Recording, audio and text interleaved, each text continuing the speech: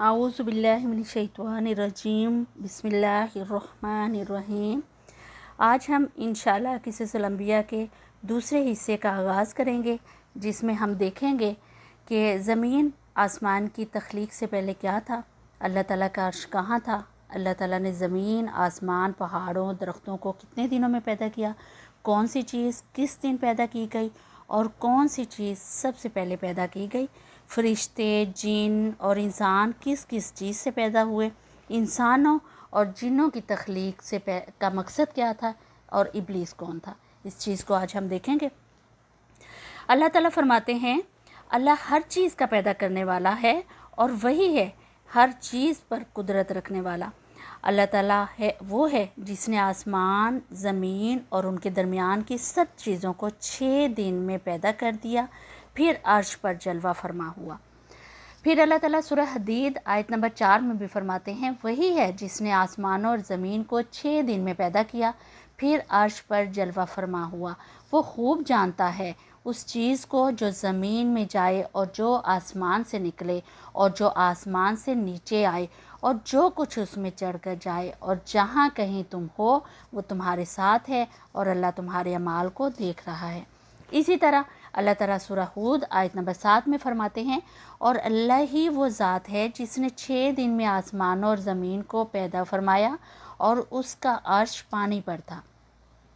इमाम अहमद बिन हम्बल ने अबू ज़रीन उकैली से बयान किया है कि उन्होंने कहा, ए अल्लाह के रसूल सल्लल्लाहु अलैहि वसल्लम, आसमानों और ज़मीन को पैदा करने से पहले हमारा परवरदिगार कहाँ था? आप सल्लल्लाहु अलैहि वसल्लम ने फरमाया, अमा में था, यानी अल्लाह के सिवा कुछ भी ना था। ना उसके ऊपर हवा थी और ना उसके नीचे हवा थी, मतलब ये कि कुछ ना था। फिर उसने पानी पर अपना अर्श पैदा किया, गोया ये थी मखलूक की इब्तदा। बहुत से मुहद्दिसीन ने हज़रत उबादा बिन सामत रज़ियल्लाहु तआला अन्हा की रवायत बयान की है। वो कहते हैं, मैंने रसूल पाक सल्लल्लाहु अलैहि वसल्लम को फरमाते सुना। आप सल्लल्लाहु अलैहि वसल्लम फरमा रहे थे, बिलाशुबा अल्लाह ने सबसे पहले कलम को पैदा किया, फिर अल्लाह ने उसको हुक्म दिया कि लिख। चुनाचे वो उस वक्त चल पड़ा और उसी वक्त चल पड़ा और क़यामत के दिन तक होने वाली हर चीज़ लिख दी। ये अल्लाह ताला का इल्म था, जिसको कलम ने उसके हुक्म के मुताबिक लोहे महफूज पे लिखा। हज़रत अब्दुल्ला बिन अमर बिन आस की रवायत है कि उन्होंने फरमाया कि मैंने सुना है कि आप सल्लल्लाहु अलैहि वसल्लम फरमा रहे थे, अल्लाह ताला ने आसमानों और ज़मीन की पैदाइश से 50,000 साल पहले तमाम मखलूक़ात की तकदीरें लिख दी और उस वक्त उसका अर्श पानी पर था। इस हदीस मुबारका से वाज़िया हो गया कि सबसे पहले अल्लाह ताला ने पानी और फिर पानी पर अर्श पैदा किया गया, फिर कलम की पैदाइश हुई, उसने तकदीर तहरीर की, फिर आसमान और ज़मीन की तख्लीक हुई। और जिस हदीस में आया है ना कि इब्तदा में कलम को पैदा किया गया, उसका मतलब ये है कि इस जहान की मखलूक़ात में सबसे पहले इसका नंबर था, यानी कलम का नंबर था। इसका तज़करा बुखारी शरीफ की इस हदीस में भी है कि यमन से आए हुए एक वफ़द ने नबी पाक सल्लल्लाहु अलैहि वसल्लम से कहा कि हम आप सल्लल्लाहु अलैहि वसल्लम के पास दीन की समझ और इब्तदाए खल्क़ के बारे में पूछने आए हैं। ये कि सबसे पहले क्या चीज़ थी? आप सल्लल्लाहु अलैहि वसल्लम ने फरमाया, अल्लाह था, उससे पहले कोई चीज़ ना थी। उसका अर्श पानी पर था, फिर उसने लोहे महफूज पर हर चीज़ लिख दी और आसमान और ज़मीन को पैदा किया, यानी इब्तदा में पानी पर अर्श की तख्लीक हुई, फिर कलम की पैदाइश हुई, उसने सब कुछ लिख दिया। उलमा इकराम का बयान है कि कलम के फ़ौरन बाद लोहे महफूज को पैदा किया गया, चुनाचे कलम ने लोहे महफूज पर हर चीज़ लिख दी। इसके बाद कायनात की बाकी मखलूक़ात और आसमान और ज़मीन की पैदाइश मारज़ वजूद में आई, यानी आती गई मुसलसल, फिर जो है वो आती गई चीज़ें। अशिया की पैदाइश के बारे में भी कि इसकी तरतीब में भी उलमा इकराम ने कई अक़वाल जो हैं वो तहरीक किए हैं।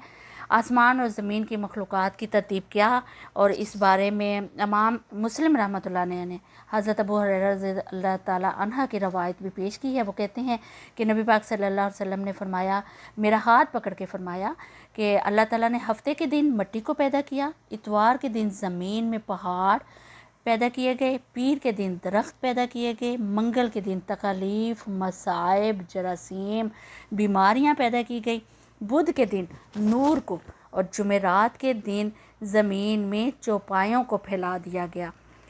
और उसके बाद फिर तमाम मखलूक़ात को जुम्मे के दिन की आखिरी घड़ियों यानी असर से रात के दरमियान में आदम अलैहिस्सलाम को पैदा किया गया। यानी मतलब ये कि इब्तदा में जिन मखलूक़ात की तख्लीक हुई उनमें से आखिरी मखलूक जो थी वो इंसान था। तो इस हदीस में मुख्तलिफ़ हालात को नहायत वजाहत से बयान किया गया है। तो इससे बखूबी पता चल गया कि इब्तदाई मखलूक़ात की तरतीब जो है वो क्या थी। इनमें से आखिरी नंबर आदम अलैहिस्सलाम का था, जबकि आदम अलैहिस्सलाम नस्ल इंसानी में सबसे पहले और तमाम इंसानों के बाप हैं। इंसानों से पहले फ़रिश्ते और जिन पैदा हो चुके थे। साहिब अक़ल मखलूक़ात में सबसे पहला नंबर जो था वो फ़रिश्तों का था, दूसरा नंबर जिन्नों का था और आखिरी नंबर जो था वो इंसानों का था। फ़रिश्तों का असल ठिकाना आसमान था और अल्लाह ताला ने सूरह शुरा आयत नंबर 5 में भी फरमाया है कि करीब है कि आसमान अपने ऊपर से फट पड़े और तमाम फ़रिश्ते अपने रब की तस्बीह और तहलील बयान कर रहे हैं और ज़मीन वालों के लिए इस्तग़फ़ार कर रहे हैं। ख़बरदार, अल्लाह ताला माफ़ करने वाला और रहमत करने वाला है। मुस्लिम शरीफ की भी एक हदीस है कि हज़रत आयशा सिद्दीक़ा रज़ियल्लाहु तआला अन्हा से रवायत है कि नबी पाक सल्लल्लाहु अलैहि वसल्लम ने फरमाया, फ़रिश्तों को नूर से और जिन्नों को आग से पैदा किया गया और आदम को उस चीज़ से पैदा किया गया जो तुम्हारे लिए बयान कर दी गई, यानी मिट्टी से।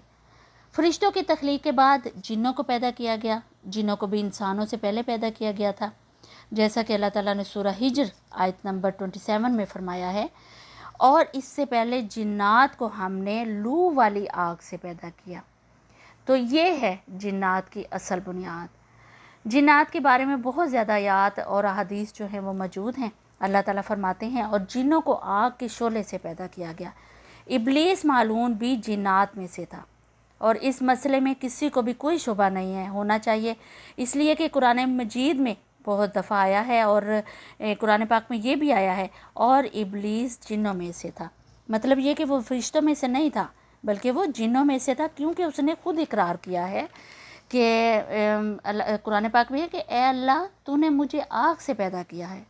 हज़रत अब्दुल्ला बिन अम्र रज़ियल्लाहु तआला अन्हु और हज़रत अब्दुल्ला बिन अब्बास रज़ियल्लाहु तआला अन्हु फरमाते हैं, आदम अलैहिस्सलाम से 2000 साल पहले जिन्नात पैदा किए गए। वो हमारी इस ज़मीन पर रहाइश पजीर थे। आहिस्ता आहिस्ता वो फ़िस्क फजूर और कत्ल गारत में मुब्तला हो गए।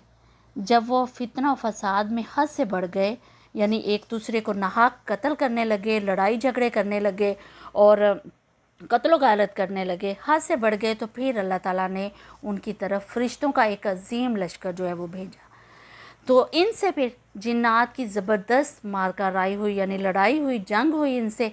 तो इस मारका राई में, इस जंग में फ़रिश्तों ने जिन्नात को तहस नहस कर दिया और वो फिर समंदरों के जजीरों में पनाह लेने के लिए मजबूर हो गए। जब इनकी आपस में लड़ाई हुई, जंग हुई और ये हार गए शैतान जो थे जिन्नात जो थे, तो फिर इन्होंने कहाँ पे जगह ली, कहाँ पे पनाह ली? जजीरों में।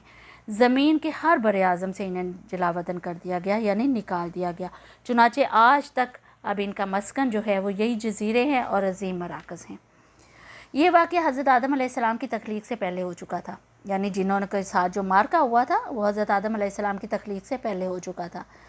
हदीस मुबारका में भी है कि इब्लीस मालून का एक तख्त है और वो तमाम जिन्नात का सरदार है और हुक्मरानी कर रहा है तमाम जिन्नात के ऊपर। उसका शाही तख्त जो है वो पानी पर है।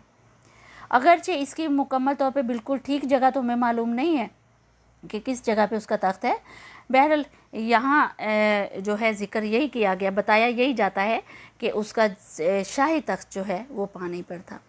तो ये है यहाँ तक का ज़िक्र जो है वो यानी कि हज़रत आदम अलैहिस्सलाम की पैदाइश से पहले तक का है कि किस तरीके से फ़रिश्ते जो हैं वो कहाँ पे थे, जिन्नात कहाँ पे रहते थे, और यहाँ तक उनका ज़िक्र है। तो हज़रत आदम अलैहिस्सलाम के बारे में अल्लाह ताला फरमाते हैं, और मैंने जिन्नों और इंसानों को अपनी इबादत के लिए पैदा किया। अल्लाह ताला ने हमारे बाप को क्यों पैदा फरमाया, हमें क्यों पैदा फरमाया? ताकि हम उसकी इबादत करें। अगरचे वो इबादत का मोहताज नहीं था, वो तो बेनियाज था, बेनियाज है, अलबत्ता हम उसके मोहताज हैं। اس کے اسماء بہترین اور حسین ہیں، وہ اعلیٰ صفات کا مالک ہے۔ اس نے اپنے ناموں کے اثار ظاہر کرنے کے لیے مخلوق کو پیدا کیا۔ کون سے اثار؟ رحمت کے اثار، قدرت کے اثار، جبر اور طاقت کے اثار اور حکمت کے اثار ظاہر کرنے کے لیے اس نے مخلوقات کو پیدا کیا، ورنہ وہ کسی چیز کا محتاج نہیں۔ آدم علیہ السلام کی تخلیق سے پہلے ہی اس بارے میں اللہ تعالیٰ کا فرشتوں سے مکالمہ ہوا۔ اللہ تعالیٰ نے فرمایا، اور جب تیرے رب نے فرشتوں سے کہا میں زمین میں ایک خلیفہ بنانے والا ہوں، خلیفہ سے مراد یعنی کیا بنانے والا ہوں؟ خلیفہ بنانے والا ہوں۔ خلیفہ سے مراد یعنی نائب، اور یہ اس کی نسل میں سے ہر ایک دوسرے کا خلیفہ ہوگا۔ یعنی اب اگر ہم دیکھتے ہیں اب کہ ہم بھی ایک دوسرے کے جو ہیں وہ خلیفہ ہی ہیں، خلیفہ اب آپس میں۔ تو اللہ تعالیٰ نے فرمایا، اللہ تعالیٰ نے تمہیں زمین سے پیدا کیا اور اس نے تمہیں اسی زمین میں بسایا۔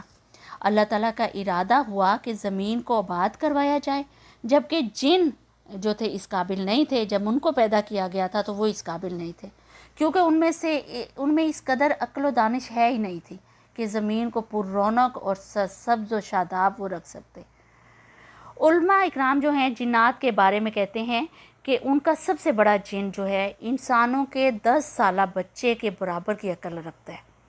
یعنی سب سے بڑا جن جو ہے اس کی عقل صرف اتنی ہے، یہاں تک محدود ہے جتنی ایک انسان کے 10 سال بچے کی عقل ہے۔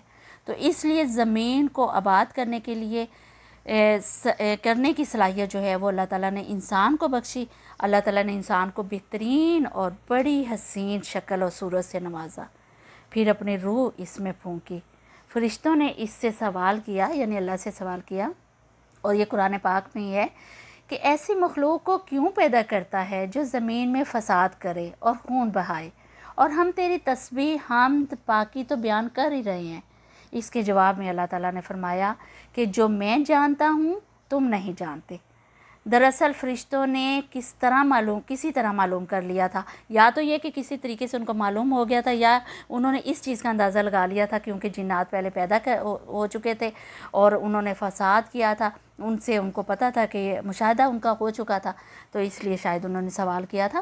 دراصل فرشتوں نے کسی طریقے سے ان کو معلوم ہو گیا کہ آدم کی اولاد زمین میں فساد کرے گی، خون ریزی کرے گی، لیکن انہوں نے بات جو ہے وہ اعتراض کے طور پہ نہیں کہی تھی، کیونکہ ایسا اعتراض تو کرنا ہی گناہ ہے کہ وہ اللہ تعالیٰ سے کسی قسم کا کوئی اعتراض کرتے اور پوچھتے۔ انہوں نے محض اپنے ویسے ایک جو بات ہے وہ پوچھی تھی کہ کیا ایسی مخلوق کو آپ پیدا کریں گے؟ اور فرشتے تو پلک جھپکنے کے برابر اللہ کی معصیت اور نافرمانی کرتے ہیں، وہ تو گناہ کر ہی نہیں سکتے، بلکہ وہ تو نہایت معزز عبادت گزار ہیں، جیسا کہ ارشاد بھی ہوا ہے کہ اللہ کے کسی حکم کی نافرمانی نہیں کرتے۔ وہ یعنی فرشتے جو ہیں وہ اللہ کے کسی حکم کی نافرمانی نہیں کرتے، بلکہ جو حکم دیا جاتا ہے حکم بجا لاتے ہیں۔ اسی لیے فرشتوں کا یہ پوچھنا وضاحت طلبی کے لیے تھا، محض وہ تو انسان کے پیدا کرنے کی وجہ پوچھ رہے تھے کہ وہ زمین میں جنات کے اعمال کا اور کرتوتوں کا مشاہدہ جو کر چکے تھے، تو اس لیے انہوں نے پوچھا تھا۔ یعنی اللہ تعالیٰ نے انہیں پیدا کرنے کے انہیں اختیار دیا تھا، تو وہ پھر کس چیز کے؟ وہ فتنے فساد میں پڑ گئے تھے، قتل و غارت کرنا شروع ہو گئے تھے، اس میں مبتلا ہو گئے تھے، اور اب ایک اور مخلوق جو ہے وہ نئی مخلوق بسائی جا رہی ہے، تو اس بات کا امکان تھا کہ یہ مخلوق بھی ان کے نقش قدم پر چلے گی، اسی لیے فرشتوں نے تعجب اور حیرت کی بنا پر یہ سوال کیا تھا۔ اور پوچھنے کا مقصد یہ تھا کہ کیا یہ بھی جنوں کی طرح ہوں گے؟ اسی طرح انہیں یہ خدشہ لاحق ہوا کہ شاید ان سے یعنی ان کے ذہن میں یہ بات آئی کہ شاید ان سے اللہ کی عبادت میں کوئی کوتاہی ہو رہی ہے، یا وہ کوئی کمی واقعہ ہو رہی ہے جس کی وجہ سے اللہ کو نئی مخلوق پیدا کرنا پڑ رہی ہے۔ تو اس لیے ان کی بات میں یہ بھی تھا کہ ہم تیری حمد اور ثنا بیان کرتے ہیں۔ بہرحال ان کے سوال کے دو مقصد تھے، ایک یہ کہ جنوں کی طرح فساد کرنے والی قوم ہے، کیا ہم یعنی ایک تو انہوں نے ان کے ذہن میں یہ تھا کہ کیا یہ بھی جو قوم پیدا ہو رہی ہے، یہ بھی مخلوق جو پیدا ہو رہی ہے، کیا یہ بھی جنوں کی طرح فساد کرے گی؟